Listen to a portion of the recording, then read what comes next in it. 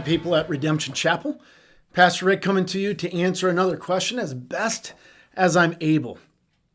We recently had a Sunday that was a fantastic Sunday. I preached out of Luke on Zacchaeus, remember? And it was the whole lost and found thing.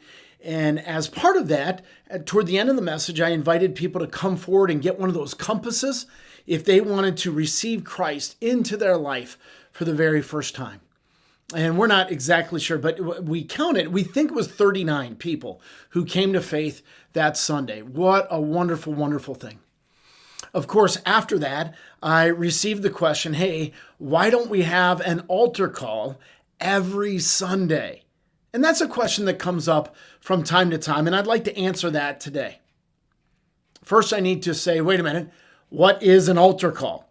Some of you might not be familiar with that term. And in order to answer that, I have to say, what is an altar? Okay, so an altar is, some would think of it as like the front part of the church. You might think of it as a stage or a platform, that raised area. Some would refer to that area as the altar. And it comes from old school religion where you would go to a specific place to make a sacrifice on the altar to God. That's where you would draw near to God.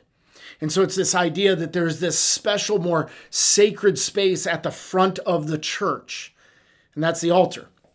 And so what an altar call is the idea that after a message, particularly a gospel invitation kind of message, that the pastor or the preacher would give an altar call, an invitation for people to get up from where they are, to come forward to the front of the church, the altar, and to receive Christ. That's the idea of an altar call. Now, the first thing I want to say about it is it's not necessarily bad. It's just not necessary. It would be my ultimate point. So some churches, though, have the tradition. They come from an evangelical tradition, oftentimes a Baptist tradition. And their tradition is that you have an altar call every Sunday morning right after the sermon, like every time.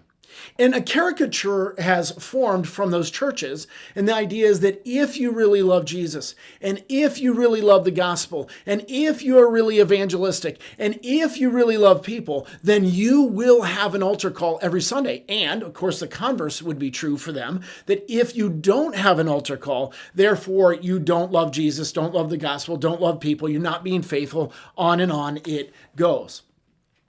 Now at Redemption Chapel, though I had an altar call at a recent Sunday, we don't have one every Sunday. But this causes some people some cognitive dissonance, particularly if they come from one of those church backgrounds where there is an altar call every Sunday. And the reason why is because it's clear to them that we love Jesus, love the gospel, love people. We're seeing people come to Christ like crazy, and yet we don't have an altar call every Sunday. So something's wrong here, right? And so they're trying to figure out, and hence the question comes up. All right, let me do the best I can to give you some biblical, historical, kind of theoretical understanding on this issue. First of all, there is not really any biblical evidence in the New Testament of altar calls as we conceive them today. It's really a 19th century invention, I believe by Finney. Was one of the first to be recorded doing that. Billy Graham and his crusades made it very popular. He was a Baptist, and so many Baptists have taken on that tradition. But what you pick up from that, it is a more modern phenomenon in Christianity, which doesn't make it bad, but at the very least, you can't say that it's necessary that you do it all the time. Otherwise, the body of Christ was very unfaithful for a very, very long time until Finney came along, and I don't think that's true. Now, what we can say is that there should be a response. In other words, the gospel isn't just information, it's invitation, right? So there should be a response, and that response should be public. Your faith is personal, but it's not private. And so there should be a public response of some kind. And an altar call can be a good possibility, but it is quite a jump to say that it is the necessary response. In fact, biblically, what we find is baptism. And that's why we do baptisms. And that is a biblical response of receiving publicly Christ into your life. So there's some biblical consideration there. Another thing that I want you to hear is that there can be some downsides to altar calls. Let me enumerate a couple of those for you. Number one, it can give you false assurance. In other words, the assumption is that coming forward and coming to Christ are the same thing. If I come forward, of course I came to Christ. And so I remember back in 19, whatever, I came forward and therefore I'm a Christian. Not necessarily. And some people can come forward and not come to Christ. And yet they think they are Christians because they came forward. And so it can give a false sense of assurance. That can be a problem. Another problem with the understanding of altar calls, number two, is the only error. Only. So you can only come to Christ at church. It can only be on Sundays. It can only be after a sermon. And it can only be at the front of the church or the altar. Only. And none of that is true. None of that is true. If the entire gospel thrust to your ministry is based on an altar call after a sermon on Sunday morning at the front of a church, I'm throwing the flag. There should be much, much more to your gospel thrust of your ministry than just Sunday morning. And so that is a problem.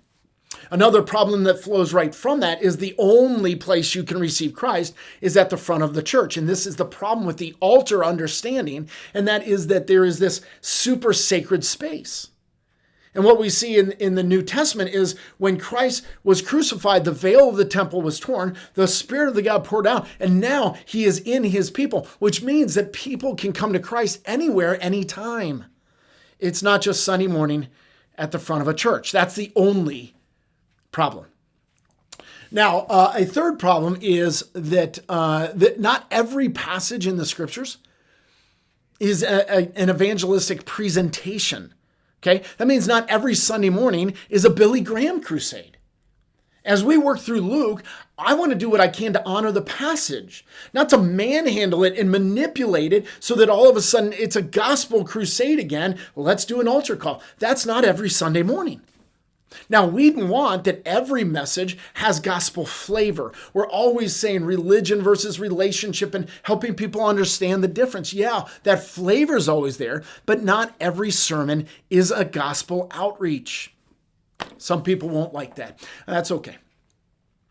Hopefully, though, it'll salve the wound with this. Listen, at Redemption Chapel, our goal is not to have an altar call every Sunday morning. Instead, what we want to do is we want to have gospel proclamation. We want to have a process of assimilation. And then thirdly, we want to have redemption impact. Let me break those down quickly. Gospel proclamation. Now, there's many ways in which this happens. The best way this happens is never from a pastor. It's from a congregant because the ministers are in the pews, not in the pulpit, right? And so it's as you, my people, are out there with your neighbors and your friends and your family and your coworkers, sharing the gospel and leading people to Christ. That's the best. That's way the best. It's relational. It's awesome. So it should be gospel proclamation should happen that way. As well, every time our church does an event, the registration form asks the person registering, would you like to meet with someone to talk about having a new relationship with Christ? We use every registration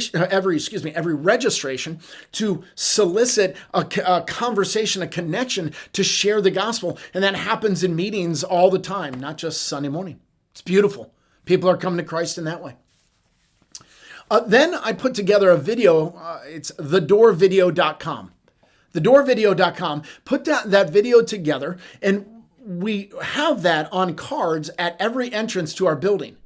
And the idea there is sometimes people come, they don't come to our church, they just want their students to have a good Christian experience, so they drop them off on Wednesday night for our middle school program called Edge. Maybe they don't know Jesus at all. When they walk in the door, we want them to be able, and there's a sign that says, here's what's most important to us. And hopefully they grab that card, they watch that online. It explains the gospel and how they can receive Christ.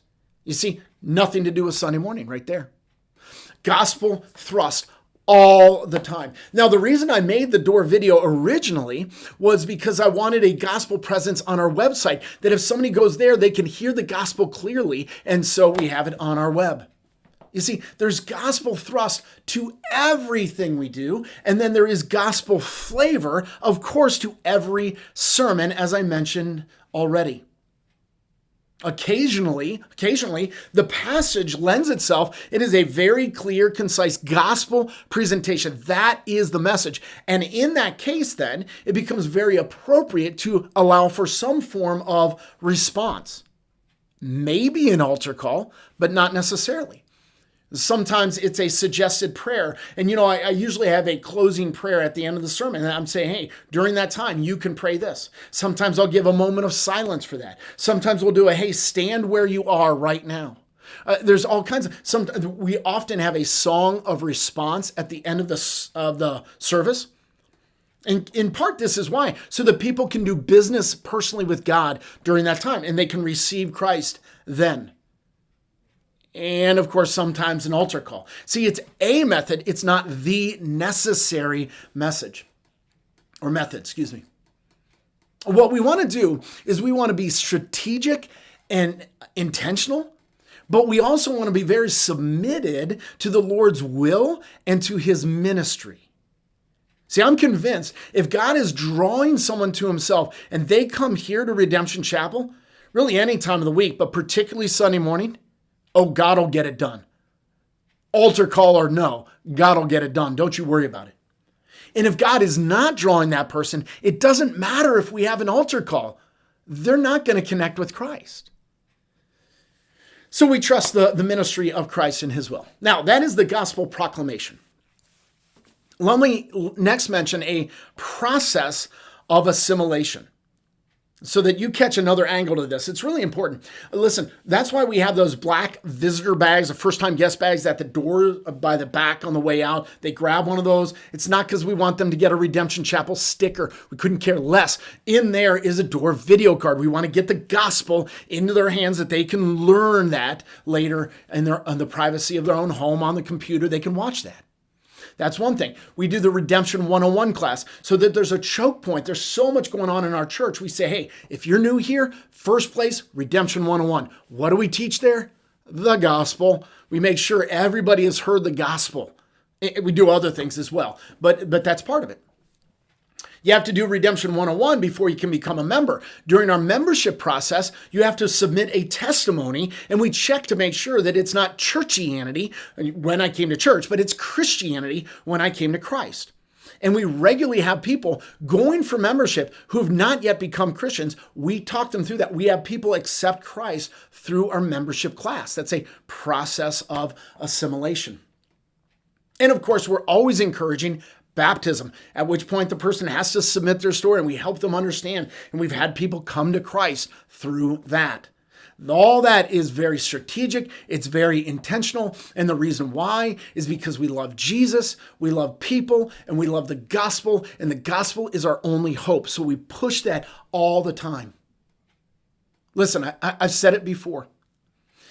If we connect you with our church, but we fail to connect you with Christ, we fail utterly. We want to connect people with Jesus. And by God's grace, that's what we're seeing. And that'd be my third point, redemption impact. We're seeing people come to repentance and life change and conversion, and it's happening all over the place. We've got these redemption stories, videos. You see them time to time on our website. We've got baptism stories. We hear along the way life change stories.